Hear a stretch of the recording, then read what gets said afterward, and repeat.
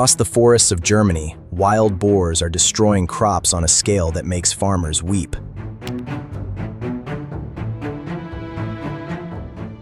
More than 2.4 million of them now roam freely across the country, and every single year, they tear through an estimated 100 million euros worth of farmland, uprooting cornfields overnight, collapsing irrigation ditches, spreading African swine fever through domestic pig populations at a rate that no government response has yet managed to stop.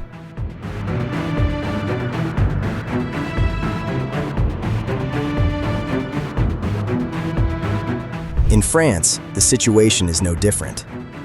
Wild boar populations have tripled in just 3 decades. Hunting quotas have been doubled, then doubled again. The French government pays out hundreds of millions of euros every single year in agricultural compensation, and still, the numbers keep climbing. In the United States, feral hogs, many of them wild boar hybrids, cause an estimated $2.5 billion in damage annually, and wildlife agencies openly admit they are losing the war. But on the other side of the planet, in the mountain forests and managed reserves of southern and central China, the exact same animal is being processed, packaged, vacuum-sealed, and sold at premium prices in high-end restaurants and urban supermarkets across a nation of 1.4 billion consumers, feeding a wild boar meat industry now worth more than 30 billion yuan per year and growing at double digits annually. So what did China figure out that the rest of the world has completely missed? Let's explore this paradox with Factory. To understand how this happened, you first need to understand what you are actually dealing with, because this animal is not just destructive. It is, by almost every biological measure, nearly impossible to stop. The wild boar, scientifically known as Sus scrofa, is one of the oldest large mammals on Earth. It has existed on virtually every continent for millions of years, surviving ice ages, mass extinctions, and the full expansion of human civilization. And that survival is not accidental. The wild boar is among the most biologically resilient animals ever studied. A single mature female can produce 2 litters per year, with between 4 and 12 piglets per litter. Under ideal conditions, a population can double in size within just 12 months. Their omnivorous diet means they can survive on almost anything: roots, grains, insects, carrion, garbage. Their tusks and muscular neck allow them to overturn more than 30 square meters of topsoil in a single night, and their intelligence, consistently ranked among the highest of any non-primate land mammal, means they learn to avoid traps, recognize hunting patterns, and relocate with extraordinary speed.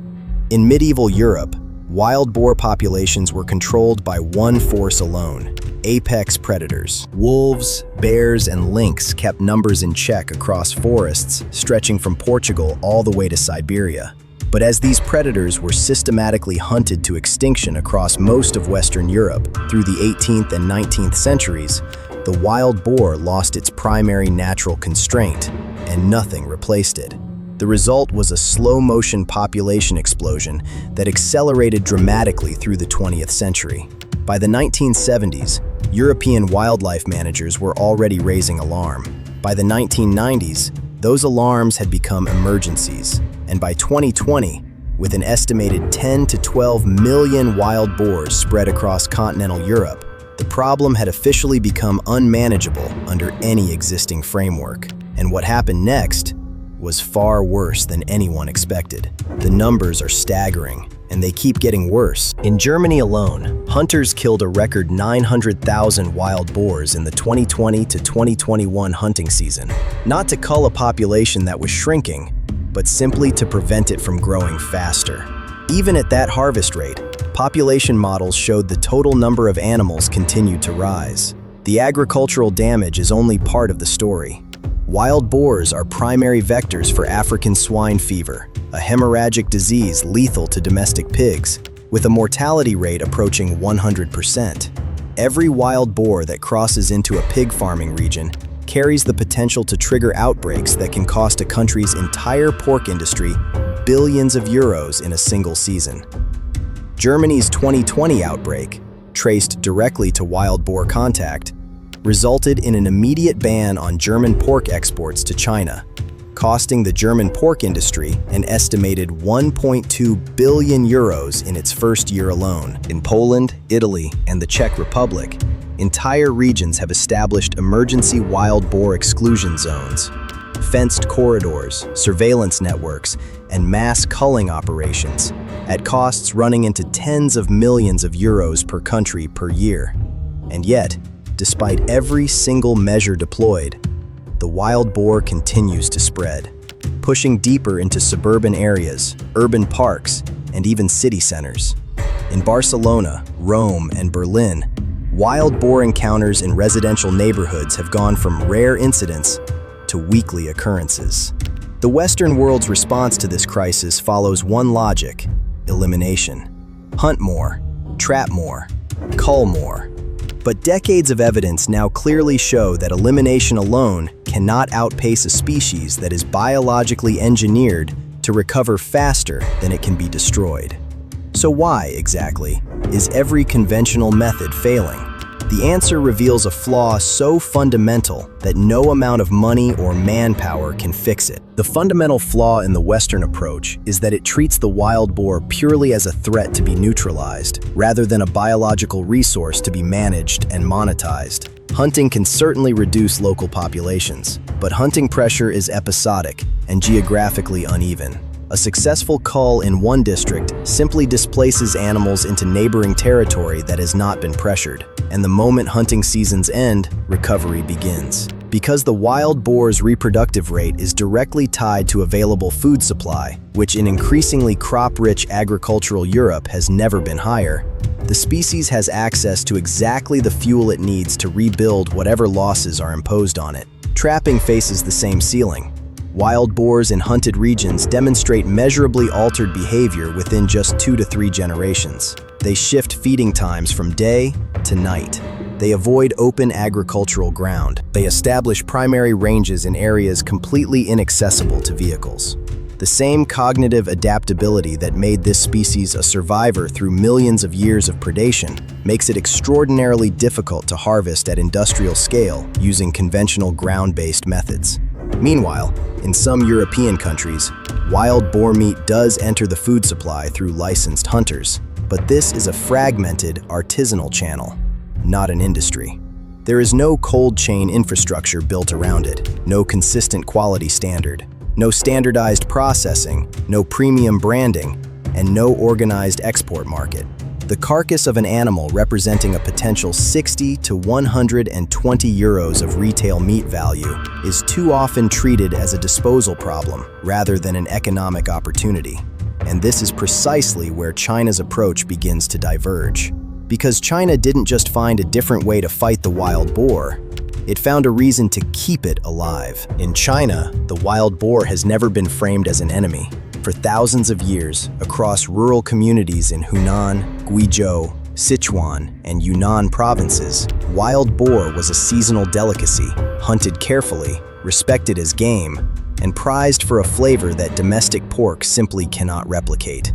The lean, deeply flavored meat, with its distinctive fat marbling pattern and rich amino acid profile, occupies a specific and deeply valuable position in Chinese culinary culture.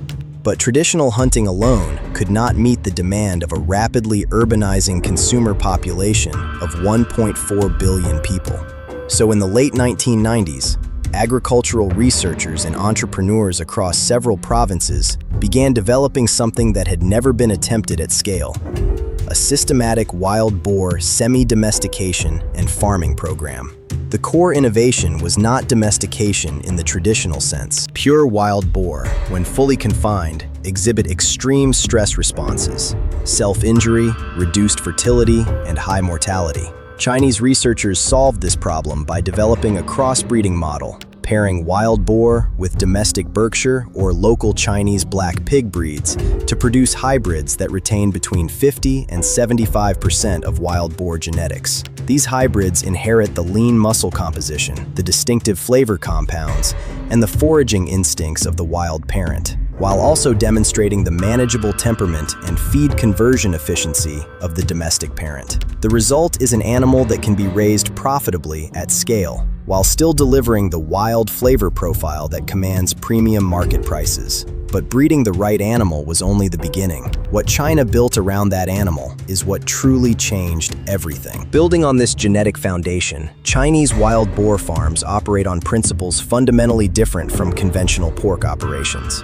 The farms are not feedlot systems. They are large, semi-open enclosures, typically covering between 10 and 50 hectares per operation, designed to allow natural foraging behavior across mixed terrain, forest edges, shrubland, and managed grassland. Animals are supplemented with high-fiber feed based on local agricultural byproducts, sweet potato, coarse grain, and fermented vegetable waste. This diet, combined with continuous movement across varied terrain, produces a carcass with dramatically lower fat-to-muscle ratios than conventional pork, a key factor in its premium market positioning. Slaughter weight is typically reached between 10 and 14 months, significantly longer than the 6 months of a commercial pig. But this extended growing period is not a cost burden. It is a quality driver. The longer growth window allows full development of the intermuscular fat structures and the glycogen-depleting muscle density that generate the flavor compounds consumers pay extra for.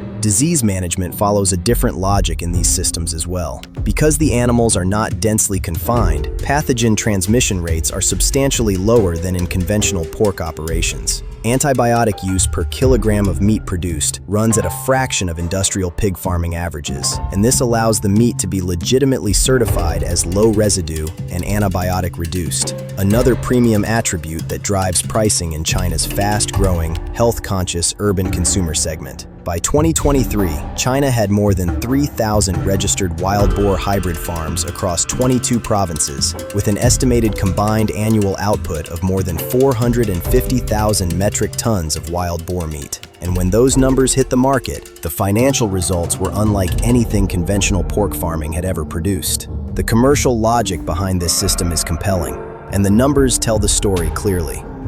An animal that has defeated every government culling program in the Western world for decades is being quietly farmed, processed, and sold at premium prices across China's 1.4 billion consumer market. The wild boar did not change. The economic logic around it did. And that single shift, from elimination to integration, is generating an industry worth billions, while the rest of the world is still paying to lose the same war. If you want to keep exploring the engineering paradoxes and hidden economic systems shaping the modern world, don't forget to follow Factorify.